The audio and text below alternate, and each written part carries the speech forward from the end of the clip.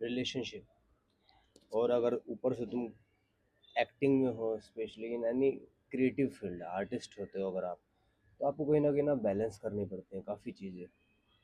So hi, my name is Rohit Singh and welcome to my beautiful blog, Rohit Singh unfiltered. And I hope you are doing well.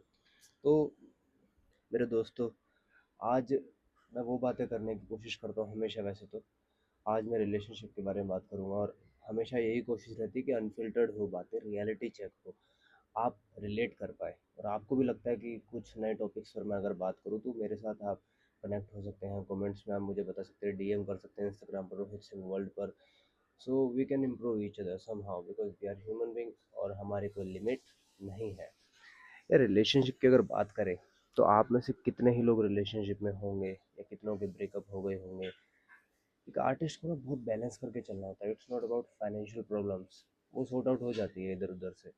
But when it comes to relations, वो सिर्फ आपका partner ही sort out कर सकता है, या आपको ही उसको balance करते हुए आगे बढ़ते रहना होता है। और इसका सीधा का सीधा असर आपकी हेल्थ, आपके काम, आपसे जुड़ी हर चीज़ों पर पड़ता है। आपका व्यवहार बदल जाता है लोगों के साथ। अगर आपका रिलेशनशिप अच्छा नहीं है तो आपके और दोस्तों के साथ और रिलेटिव के साथ आपका बात करने का तरीका, आपका व्यवहार कहीं ना बहुत बदल जाता है। इसलिए रिलेशनशिप अच्छा होना बहुत ज़रूरी है।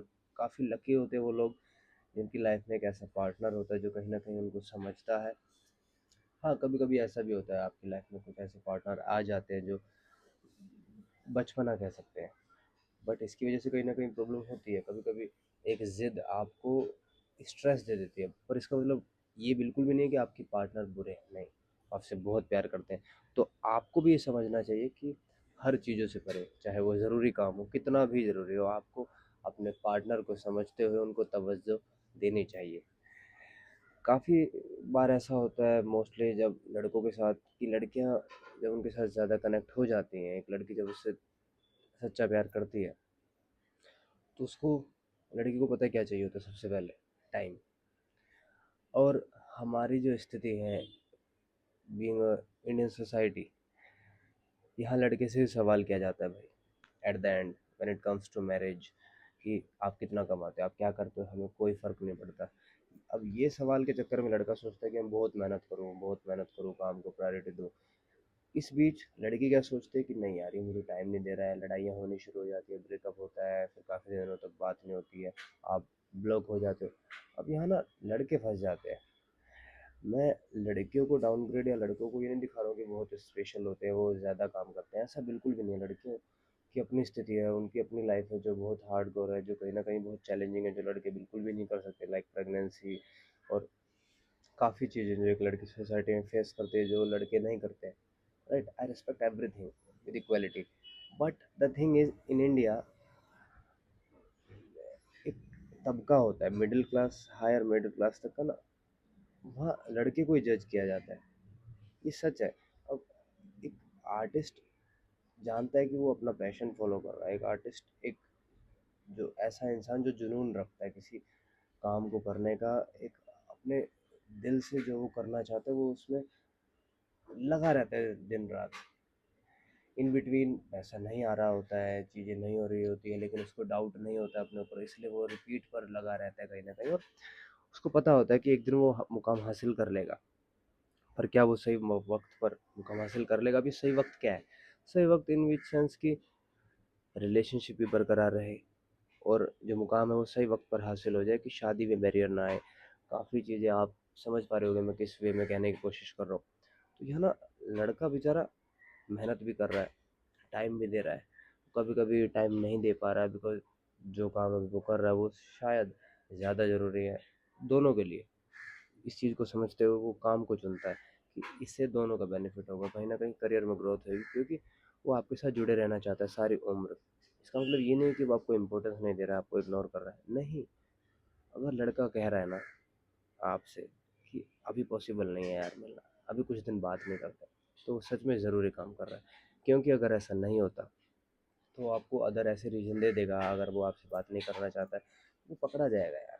लड़कियों में सेंसेस होते हैं इतने। तो आप बेफिक्र हो, आपका पार्टनर आपको चीट नहीं कर रहा है, आपको धोखा नहीं दे रहा है, वो बस आपको अच्छी लाइफ देने के लिए मेहनत कर रहा है। इसलिए वो फ़िलहाल काम को प्रायोरिटी दे रहा है। बहुत सिंपल सी बात है यार। इस चीज़ को कॉम्प्लिकेटेड ना बनाते हुए चीज़ को समझो थोड़ी-सी मैच्योरिटी के साथ। और काफ़ी बार होता है कि पार्टनर जो फीमेल पार्टनर्स होती हैं वो बहुत बचपना दिखाती हैं, जो कि ये भी गलत बात नहीं है। अब इसमें लड़का काफ़ी लकी है कि उसको एक ऐसी लड़की मिली है जिसमें काफ़ी बचपना है। इसके अपने अनेक फ़ायदे हैं कि एक मासूम प्यारी सोल आपको मिली है। So you are so lucky somehow. पर इन चीज़ों को समझते हुए आपको जो सफ़र करना पड़ता है, पेन, ट्रॉमा, और वो किसी ने दिया नहीं है आपको ट्रॉमा, लड़कों, वो आपने खुद से क्रिएट किया है। और वो आपकी भी गलती नहीं है, because you want to do something big, you want to do something big for your partner, you want to big you want to do something big for us, right? आपकी ये सोच है, इसलिए आप मशक्क़त करते हो, सफ़र करते हो पेन को, और आगे बढ़ते रहते हो। कहीं न कहीं ना लड़का ये फेस करता है, करेगा और करता था। ये रियलिटी हमारे समाज की, ये रियलिटी हमारी सोसाइटी की। और बात अगर करियर की आ जाती है तो सबसे पहले लड़के से ही पूछा जाता है। तो कीप डूइंग इट, हार मत मानो, मेंटली स्ट्रांग रहो। कभी-कभी खाना नहीं खा रहे हो चलता है, कोई दिक्कत नहीं है, बट काफ़ी हद तक हेल्थ की जो इम्पोर्टेंस है उसको समझो और हेल्थ का ध्यान रखो, क्योंकि हेल्थ ओके रहेगी, अच्छे दिखोगे, लोग आपको जज नहीं करेंगे, आपको ज़्यादा अनवांटेड ट्रॉमा नहीं होंगे बुलशिट लोगों से। आपका फोकस आपके काम पर और आपकी पार्टनर पर रहना चाहिए, ये मैं मानता हूँ। So keep doing it. अगर आपको ये ब्लॉग अच्छा लगता है तो सपोर्ट करें।